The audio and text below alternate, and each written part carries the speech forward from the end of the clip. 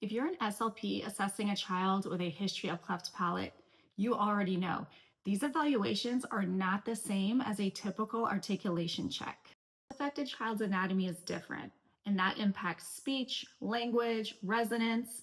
Because of this, your approach from the questions you ask to how you interpret errors needs to be done through a different lens. In this video, I'll walk you through what to keep in mind. Everything from building a case history to getting an oral mech exam, key things to listen for, compensatory versus obligatory errors, and then when to refer to the craniofacial team. Real quick, I'm Allison. I am an SLPA and a mom to a cleft-affected child. I know this is a niche area, and I want you to feel confident that your assessments are both accurate and efficient. So let's dive in. First, you want to start by building the full medical and developmental picture. Gather information like if there's any medical diagnosis and then the type of cleft, as well as family history of clefts and speech disorders, and then overall the birth history, feeding, developmental history, any previous or upcoming surgeries, if they've had previous speech therapy, and then if there's any concerns about hearing and vision. Keep in mind that children with cleft palates tend to have increased ear infections and fluid in the middle ear. This can cause mild to moderate hearing loss, which then can affect speech and language development if the child is not fully and accurately hearing speech sounds and words. Another thing to keep in mind is those that are hard of hearing have a tendency to remain more hypernasal. And always gather current concerns from caregivers, whether that's feeding, mouth breathing, snoring, speech intelligibility. All of these details will help shape and interpret what you hear later on. Your oral mech exam goes beyond a quick look at the tongue and lips. You are looking for structural differences that can affect resonance and movement. You want to make sure to look for facial symmetry and proportions, any jaw abnormalities, as well as lip closure and movement. You're going to look at the tongue for elevation and range, as well as the tonsils, any dental malocclusion, orthodontics, and then the palate is important to look at elevation and movement. These structural observations will help you differentiate between what a child can't do because of structure versus what they've learned to do incorrectly. Next, use phonetically loaded sentences or even conversational speech. You want to be hearing that connected speech to judge overall intelligibility, resonance, and pressure consonants.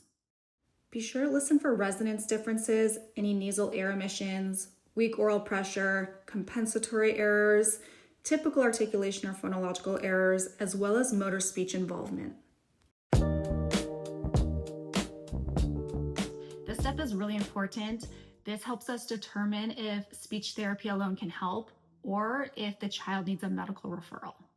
You'll need to determine if the errors are compensatory, learned errors, or if they're obligatory, which are structural errors that require physical management by the craniofacial team. Compensatory errors, you may have heard them referred to as active errors, while obligatory errors are often referred to as passive errors.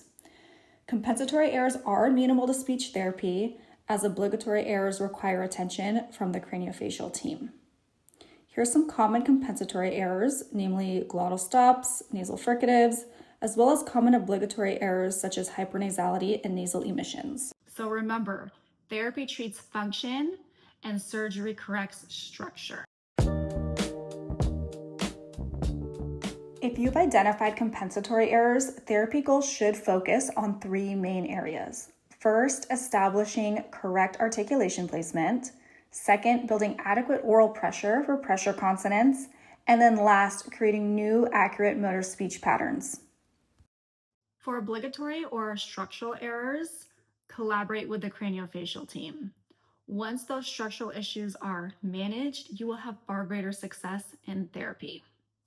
Also, throughout this whole process of assessing a child, consider reaching out to the craniofacial SLP, of course with caregiver permission first, but most children are followed by a craniofacial team starting at birth and this includes an SLP. So this SLP is familiar with this child, their case, their medical history. They are happy to collaborate, answer questions for you, and point you in the right direction.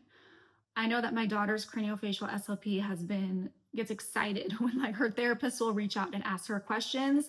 They know this is a niche area, and they want the child to succeed in therapy.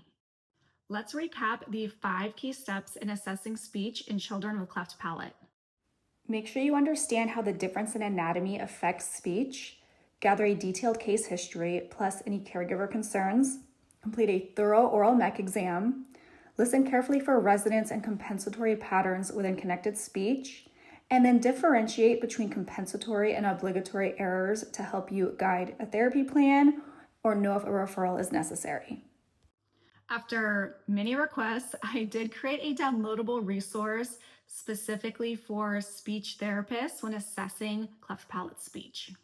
This is a comprehensive guidebook for everything you need during a first visit and for evaluating cleft speech, from understanding different types of clefts and their impact to understanding velopharyngeal insufficiency, plus a case history form, an oral mech exam and resonance screener, plus so much more. I also have a topic page on my website, AllisonForce.com, with a ton of information on cleft lip and palate. It leads to websites, professional development, books, tons of information to learn more on this topic, so you can visit it here.